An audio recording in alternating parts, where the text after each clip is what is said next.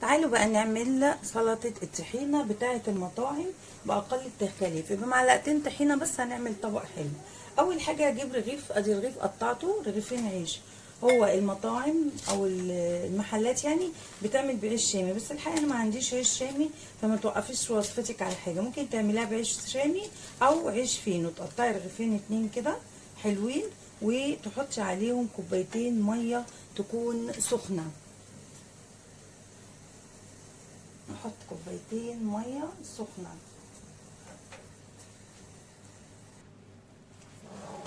حطينا كوبايتين ميه سخنه.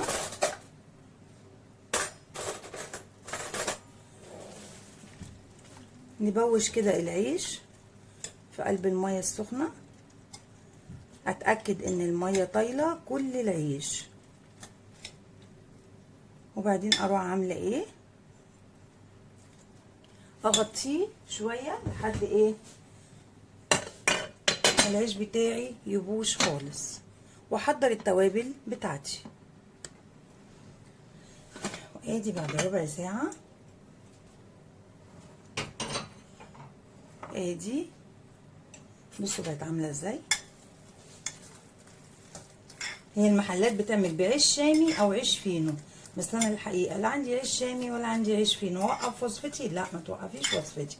ده عيش بلدي. هيعمل ايه؟ هتبقى الطحينه سلطه الطحينه اللي هعملها هتبقى غامقه شويه عن بتاعه المحلات، بس اهي هتضاعفي الكميه وتعملي كميه حلوه قوي.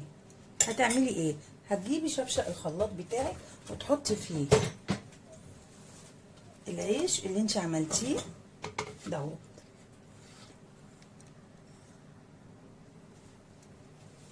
شفشق الخلاط هنحط فيه العيش اللي انا عملته دوت،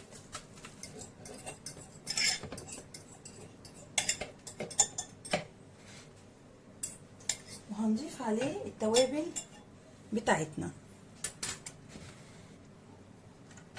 ادي التوابل بتاعتنا. بصوا معايا، تعالى انت كده شويه. بصوا، كمون، سنه شطه، ملح، ادي الملح، ومعلقه توم صغيره، وثلاث ليمونات حلوين كبار كده، وعندي زيت وعندي خل. هحط الاول التوابل بتاعتي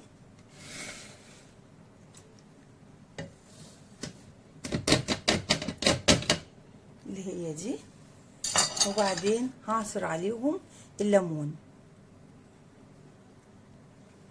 ادي عصرت الليمون، وادي معلقه الخل، وادي معلقه زيت بالويم كده.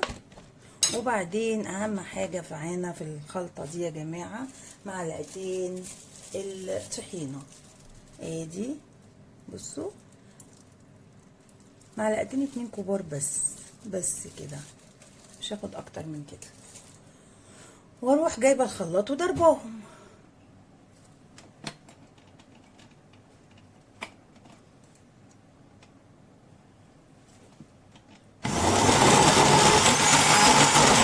طبعا كل المكونات عندي يا جماعه لسه دافيه.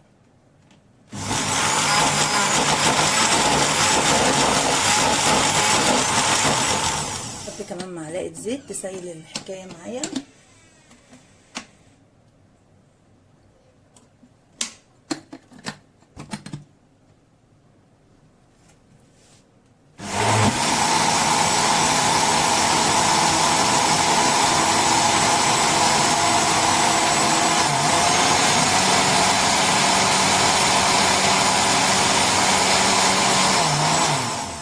كده ضربتها كويس، وتعالوا بقى نشوف النتيجة. بسم الله، وادي النتيجة. بسم الله ما شاء الله. شفتوا معلقتين طحينة عملوا لنا سلطة الطحينة قد ايه؟ عايزة اقول لكم وطعمها فظيع فظيع فظيع. وكمان هي لسه هتتخن شوية تاني لانها لسه سخنة، كل ده وهي لسه سخنة. حطينا عليها رشة زيت على الوش، وحطينا رشة شطة.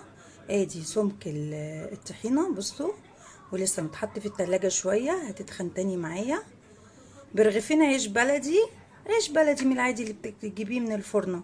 بتعملي كمية الطحينة دي كلها بسلطة الطحينة بمعلقتين من الطحينة بس. وألف هنا وشفا. ممكن بقى شوية خضرة كده على الوش، شوية بقدونس، تزيني بقى سفرتك براحتك.